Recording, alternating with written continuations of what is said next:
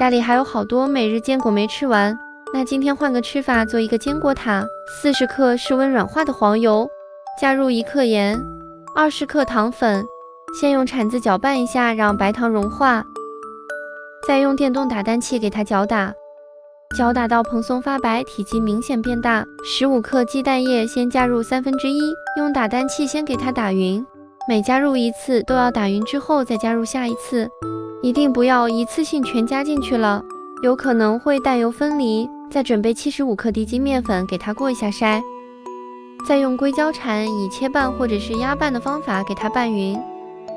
直到最后没有干粉了，把面团拿出来放在案板上，这个不需要过度的去揉，直接给它搓成一个长条，再分成同等大小的6个剂子，或者是7个都可以，把每一个再团成一个小圆球，把它放在蛋挞模具内，再用手给它按平。家里有这种普通的蛋挞模具就直接拿过来用了，把周边和底部充分的按平，按均匀放在烤盘内，再用牙签扎几个眼，防止烤的时候鼓包。烤箱上下火165度，提前预热10分钟，放在中层烤15分钟左右。再准备150克熟的坚果，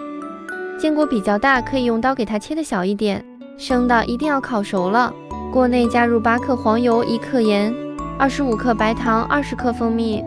如果家里有淡奶油，可以放15克，没有可以不放。开小火慢慢熬到融化，中间不要搅拌，否则会变沙。等糖也熬到起很多的大泡泡，倒入坚果铲子，不停地搅拌，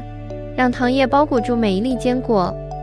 这时候塔皮也烤好了，把坚果慢慢地放入塔壳内，这一步最好快一点，时间长了坚果就凝固住了。继续放入烤箱内，再烤5分钟就可以了。烤好后等晾凉了，直接可以拿出来倒扣脱模。